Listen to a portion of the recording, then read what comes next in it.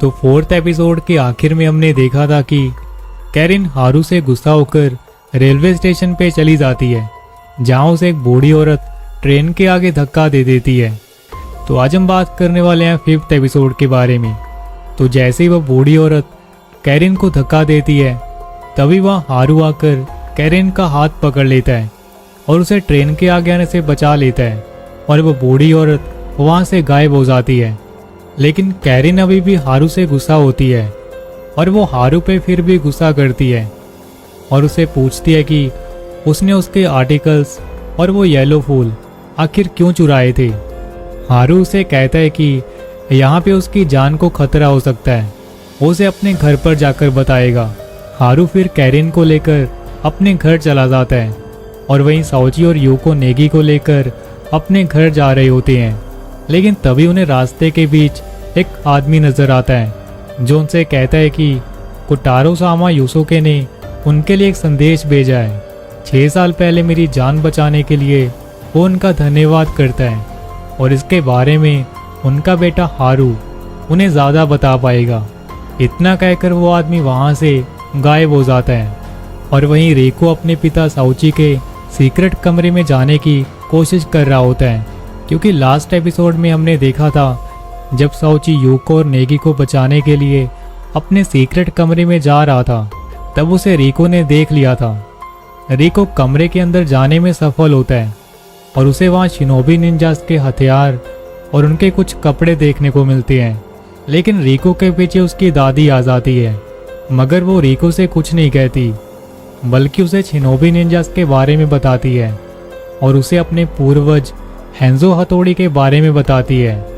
वो कहती है कि उनके दुश्मन फूमा निंजास हैं और वो कई सालों से दुनिया के सामने नहीं आए हैं। आगे हम देखते हैं यूसो के जंगल में फूमा निंजास की भर्ती कर रहा होता है। वहाँ के कुछ नए लड़कों से कुछ पीने के लिए दिया जाता है। कुछ लड़के उसे पीते ही मर जाते हैं, लेकिन कुछ लड़के बच जाते हैं। बचे हुए लड़कों को फूमा निंजास में भर्ती किया जाता है और वहीं साओची और यूको नेगी को लेकर घर आ जाते हैं। लेकिन वो देखते हैं कि हारू कैरिन के साथ घर में होता है, जिसे देखकर वो परेशान हो जाते हैं और हारू से उस लड़की को वहाँ से जाने को कहते हैं। लेकिन हारू कहता है कि कैरिन की जान को खतरा है और हमारे घर में वो सुरक्षित है, इसीलिए वो कुछ दिन हमारे साथ रहेगी। तभी वहाँ हामाशिमा और उसका साथी आ जाता है। हारू और उसका परिवार कैरिन को एक टेबल के नीचे छिपा देते हैं और हामाशिमा के आगे ऐसे बर्ताव करते हैं जैसे कि कुछ हुआ ही ना हो। फिर हामाशिमा साओची और उसके परिवार से उनका धन्यवाद करता है, क्योंकि वो फिर से शिनोबी बन चुके हैं। उसके बाद ओकी सब लोगों को जैंतन का एक कंपनी में होने वाले इल्लीगल काम के बारे में बताता है। वो कहता है कि इस कंपनी में येलो फूल पैदा किए जाते हैं, जिससे वो लोग जहर बनाते हैं। साओची फिर हारू से यूसो के नाम के आदमी के बारे में पूछता है। हारू कहता है कि वो उसे पहले मिल चुका है और ये वही आदमी है जिसने गाकू को मारा था। ये सुनकर पूरा परिवार उदास हो जाता है। फिर साओची हारू से रास्ते में मिले उस आदमी के बारे में बताता है। हारू कहता है कि 6 साल पहले मैंने यूसोके पे तरस खाकर उसे छोड़ दिया था और उसे जाने दिया था। हामाशिमा इस बात पर हारू को गाकू की मौत का दोषी ठहराता है, लेकिन साओची उसको चुप करवाते हुए कहता है कि यह हमारे घर का मामला है, वो इसमें कुछ ना कहे। और उसी समय रिको और उसकी दादी वहां आ जाती हैं। रिको फिर साओची और यूको से उनके शिनोबी होने के सीक्रेट रखने पर वो उनसे नाराजगी जताता है कि उन्होंने अब तक उसे इस सब के बारे में आखिर क्यों नहीं बताया। फिर वो अपने कमरे में चला जाता है, लेकिन साओची और यूको से समझाते हैं कि वो सिर्फ उसकी भलाई चाहते हैं और वो उसे गाकू की तरह खोने से डरते हैं, जिसकी वजह से उन्होंने इस सब के बारे में उसे नहीं बताया। लेकिन रिको जिद करता है कि वो अब शिनोबी बनना चाहता है और उनके परिवार का हिस्सा बनना चाहता है। साओची और यूको उसकी जिद को कुछ देर के लिए मान लेते हैं और वहीं दादी और नेगी के बीच स्क्रोल चुराने पर बहस होती है। नेगी अपनी दादी से पूछती है कि उस स्क्रोल में ऐसा क्या था जो फूमा निंजास को वो चाहिए था, लेकिन दादी उसे बिना कुछ बताए वहाँ से चली जाती है। और उसे इसके बारे में किसी को ना बताने को कहती है। आगे हम देखते हैं यूसुके जब उस स्क्रोल नोट को खोलता है, वो देखता है कि वो स्क्रोल नकली होता है। तभी वहाँ यूसो के लिए काम करने वाला पुलिस ऑफिसर वहाँ आ जाता है। वो यूसुके पे हमला करता है, लेकिन वो उसे मारने में नाकाम होता है और वहाँ से भाग जाता है। और वहीं म्यूजियम के बाहर पुलिस ऑफिसर ओमी बिना कपड़ों के लेटा होता है और उसके चारों तरफ पुलिस की टीम खड़ी होती है।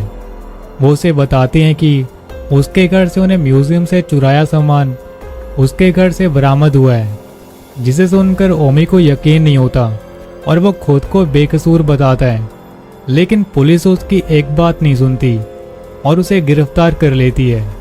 और वहीं हामाशिमा के जाने के बाद कैरिन हारू के कमरे में जाती है और वो उसे उसकी ज़िंदगी के बारे में सवाल जवाब करती है। हारू उसे फिर शिनोबी निंजास के बनाए गए नियम समझाता है कि उन्हें कैसे अपनी ज़िंदगी में रुकावटों का सामना करना होता है। और वो उसे ये भी कहता है कि उन्हें किसी लड़की को डेट करने पर भी रुकावट है, और अगर इसके बारे में उनकी एजेंसी को पता चलता है तो वो उन्हें मार भी सकते हैं। लेकिन कैरिन उसकी बातों को नज़रअंदाज करके वो हारू को किस करती है और उसके साथ अपनी रात को रंगीन करती है। आगे हम देखते हैं कि हामाशिमा और उसकी टीम मात्सुरा को टॉर्चर करने में और उसके मुंह से फूमा निंजास के अगले हमले के बारे में जानकारी निकलवाने में नाकाम होते हैं। लेकिन फिर हामाशिमा एक नाटक करता है। वो साउची और योको की मदद से मात्सुरा और खुद के ऊपर हमला करवाता है, जिससे मात्सुरा को लगे कि फूमा निंजास उसे बचाने के लिए आए हैं।